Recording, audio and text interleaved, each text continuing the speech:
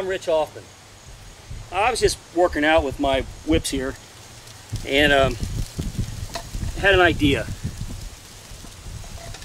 We've had a local levy issue involving our school system that has caused a lot of division in our community. And that division, it's very emotional, and people aren't thinking very clearly when they talk about it. It reminds me a lot of the issues that we're having at the federal level and the state level involving Social Security, Medicare, health care, all the cares. And there's a lot of people that have a horse in that race, and it's just hard to have an intelligent discussion about it. You're never going to get everybody to agree on things. Meanwhile, the country takes on.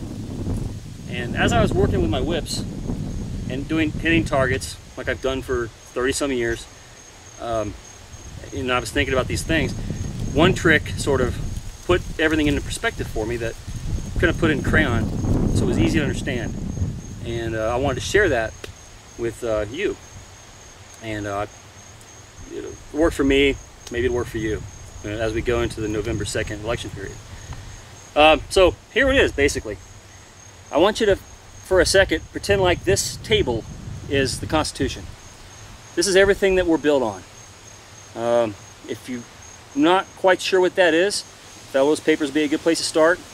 The anti-Fellows Papers are even a better place to go after you read the Fellows Papers. I tend to lean to the anti-Fellows Papers in my own viewpoints.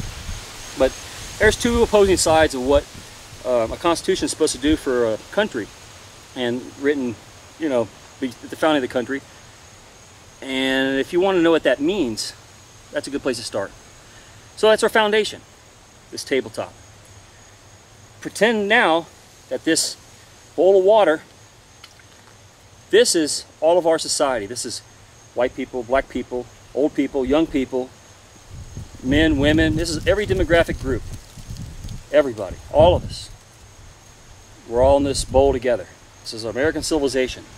Now imagine, if you will, that this cup represents everything we put our tax money into. That's it. Cup. And this is basically our civilization. Foundation, government, everything that supports government, and our society. Now what's happened is this, over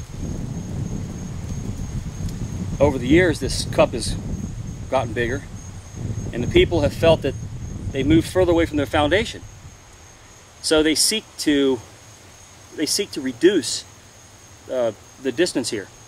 So they like to cut their taxes and get closer to the foundation. Problem is when this started off, this society, this is a republic, and the society elected this government to represent them on the foundation. What's happened is the people who have moved into this, as government's gotten bigger and bigger, this has got bigger and bigger and pushed this higher and higher, made these people feel more unstable. These people now think that they're no longer our representatives, but they are the foundation. They are the support mechanism, and they are everything that supports society. So when these people start saying, we want to cut, reduce, we want to get closer to our foundation, these people panic and they say no, because if you do that, the foundation will topple. Everything comes crashing down.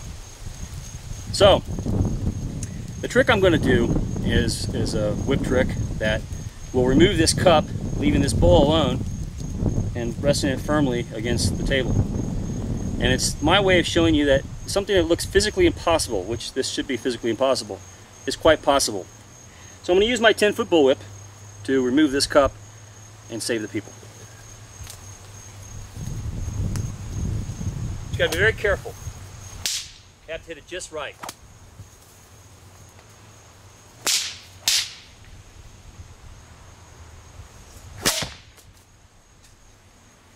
It's pretty good, wasn't it? Have to see that in slow motion again. Basically, as you can see, nothing happened to the bowl of water. It harmlessly fell to the foundation, which is the country. That's not to say that you can go out with a whip and whip your local politician. That isn't the meaning here. But the meaning is that if you have in your mind a clear idea what you want to accomplish, And in my idea, when I practice the whips, it's a target. I don't care if you're an archer, you're a gun person, a knife thrower, whatever it is. I've been a part of the Western arts for 30 years, and a lot of my friends are those kinds of people. So I like those people. I don't really understand the progressive way of thinking. They don't really belong in this country, in my opinion. But in this country, everybody has a place, even if it threatens things that I like. So I've put up with it for a long time quietly. But with that said, I don't really appreciate, just because it involves weapons, being those things called terrorist or extremist or whatever else. These are American arts. Anyway, get back to the subject of weapons. That's not to say that a weapon, because it's used in this demonstration, is aggressive. It's a metaphor, in case you don't know what that means. Metaphor is a symbol of something else. November 2nd's coming up. And if you have in your mind a clear target for what you want to vote for, don't be afraid to disrupt the cup. Okay? The cup, I feel sorry for the cup.